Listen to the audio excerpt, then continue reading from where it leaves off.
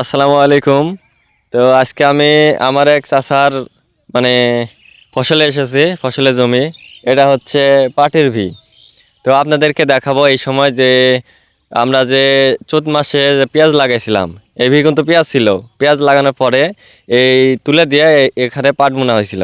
তো এটা আপনার অনেকে দেখা যাচ্ছে যে পেঁয়াজ তোলার পরে পাট বুনে দেয়, কিন্তু এটা মানে পেঁয়াজ তোলার আগেই 2 থেকে 3 সেচের আগে দেখা যাচ্ছে পাটের বিচি বপন করেছিল, যার কারণে এই পাটের ভিয়ে মানে সবার চারিদিক থেকে এই ভিটা মানে অনেক বড় হয়েছে পাট আর কি।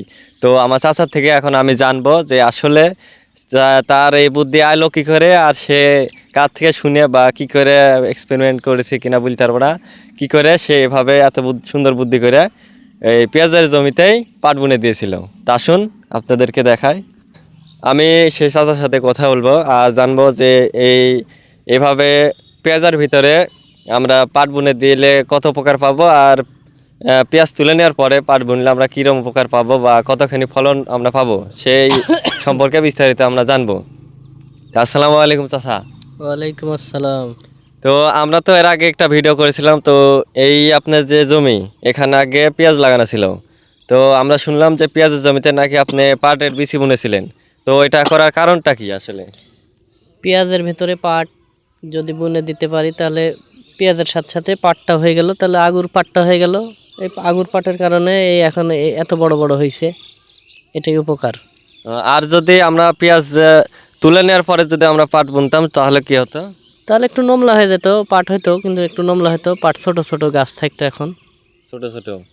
তে আগর করলেন আপনি, ঠিক আছে। তো আগর করার কারণে আমরা তো মনে হয় ফলন মানে যেগুলা একটু নমলা হবে তার থেকে কেমন ফলন পেতে পারি? আশা করা যায় ভালো, এখন আল্লাহ কি করবে। ভালো। তো আপনার এখানে কতখানি জমি আছে বলে জানা? 8 কাঠা। 8 কাঠা।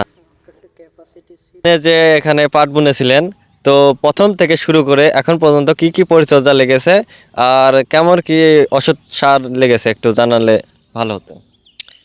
শুরুতে পাট বুনলাম, ওখানে হাফ কেজি বিচি বোনা ছিল, হাফ কেজি বিচি। আর হচ্ছে পরবর্তীতে লেদা মারা ওষুধ, আর হচ্ছে ইউরিয়া, এই কারবার লাগছে। এই কারণে তো আপনার এখানে কি নিরানোর কোনো ইয়ে লাগানি? হ্যাঁ, নিড়ানো দিছিলাম। ওই যে নিড়ানো 2টা লোক লাগছিল, 2টা লোকে ওই অত্যন্ত ঘাসের কারণে নিড়াতে পারেনি অত বেশি। তো 2টা লোক নিরানো আর হচ্ছে সার ওষুধ অল্প হালকা লেগেছে। তো এখন পর্যন্ত যে আপনাদের দেখা যাচ্ছে যে পাতা খেয়ে ফেলেছে, এগুলো কি আগে খাওয়া না এখন খাচ্ছে? আগেই খাওয়া, কিন্তু ওষুধে কাজ করেনি, ওষুধে কাজ কম করছে। কাজ কম করেছে। আপনি কি ওষুধ দিয়েছিলেন যে একটা একটা পাতা বিষ দিছিলাম লেদা মারা, কিন্তু কাজ করেনি, এই যে এখনো অনেক খাওয়া, পরবর্তীতে আবার দিতে তো এই যে পাতা খাওয়া দেখতেছি, এইগুলো পাতা খাওয়া, এটা হচ্ছে কি লেদা পোকা লেদা বলে। পোকা, হ্যাঁ লেদা তো এই লেদা পোকার জন্য আমরা কি বিষ ব্যবহার করতে পারি যে যার কারণে পাটের ফলন একটু বাড়বে? আমরা এই সাহাম সাসপেন্ট এগুলো দিতে পারি, এগুলো দিলে ভালো কাজ হবে। তো আচ্ছা, আপনারা শুনতে পারলেন যে আমার চাচার মুখের থেকে যে পাটের ফসল করতে গেলে অত খরচ নাই। খরচ বলতে গেলে হালকা পাতলা আছে, যেহেতু পেঁয়াজের জমিতে লাগাইছে, এর কারণে এখানে একটু কম খরচ আছে।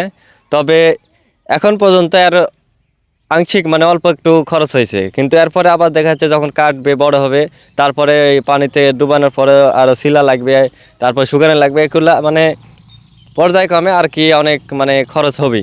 তো এ পর্যন্ত যা হয়েছে আপনাদেরকে সবাইকে দেখানোর চেষ্টা করলাম। তো ভবিষ্যতে যখন পাট কাটবে, কাটার পরে কী কী করবে বা কতখানি খরচ হয়, আর এখানে যে 8 কাঠা জমি দেখালাম, এই 8 কাঠা জমিতে শুরু থেকে শেষ পর্যন্ত কতখানি খরচ হচ্ছে সেগুলো আপনাদেরকে বিস্তারিত আরও জানাবো। তো আপনারা আমার সাথে থাকবেন আর আমার ভিডিওটি দেখবেন। ধন্যবাদ সবাইকে।